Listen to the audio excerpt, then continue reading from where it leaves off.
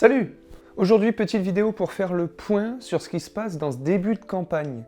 On va essayer de savoir un petit peu les grosses actus de ce début de campagne, et on y va, on va faire le point. Première actu, c'est Valérie Pécresse qui s'est vue investir par le parti Les Républicains, donc un parti de droite, face à Éric Ciotti au second tour. Elle a notamment battu Xavier Bertrand, le président des Hauts-de-France, qui n'a même pas été au second tour. Le fait que Valérie Pécresse soit élue pour les Républicains, c'est une très mauvaise nouvelle pour le camp Macron. En effet, Valérie Pécresse a des idées qui se rapprochent fortement des idées d'Emmanuel Macron, et donc ça va prendre des voix à Emmanuel Macron, et donc résultat, va laisser encore plus de place à l'extrême droite. Emmanuel Macron misait sur ses voix de droite.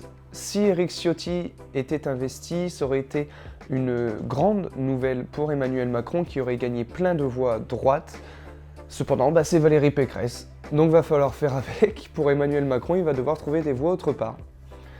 Enfin bref, on se souvient tous de la 3e place de Fillon à l'élection présidentielle de 2017. À voir si Valérie Pécresse va faire mieux ou moins bien que Fillon en 2017. La deuxième grosse actu de cette semaine, c'est tout simplement le premier meeting de candidat de Éric Zemmour, qui, bien évidemment, ça aurait été trop drôle, a dérapé. En effet, des militants antiracistes sont allés à ce meeting et se sont fait tabasser par des militants d'Éric Zemmour.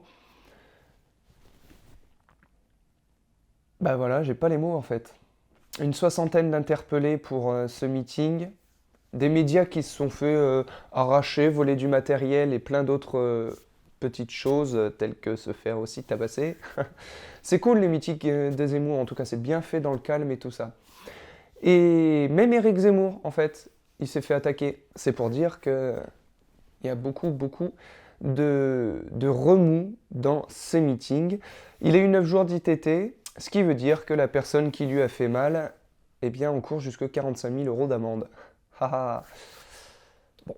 Enfin, ce meeting, moi je me pose la question personnellement, est-ce que cette campagne présidentielle va être saine ou alors est-ce qu'elle va être jonchée de violence extrême due à cette candidature d'Éric Zemmour? Pour le moment, la candidature d'Éric Zemmour fait beaucoup parler, notamment à cause des violences. Est-ce que cette campagne présidentielle va être aussi violente que prévu?